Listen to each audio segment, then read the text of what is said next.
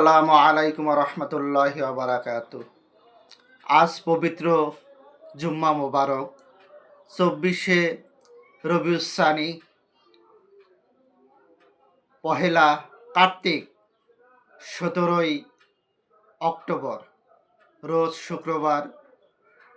আজ জুম্মা মোবারক। আজ গরিবের হজের দিন। আমরা যাদের হজ করার তৌফিক নাই, হজ করার সামর্থ্য নাই, তাদের জন্য আল্লাহ পাক জুম্মার দিনটাকে হজের দিন বলে ঘোষণা করেছেন। এই জন্য আমরা আজকে জুম্মার দিনে জুম্মার নামাজের হক আদায় করব সঠিক সময়, যে আমরা নামাজটাকে সুন্দরভাবে খুশি ও খুশির সাথে আদায় করব। আল্লাহ পাক আমাদের আজকের এই দিনে এই তৌফিক দান করুন। আমিন। আসসালামু আলাইকুম রহমতুল্লাহ।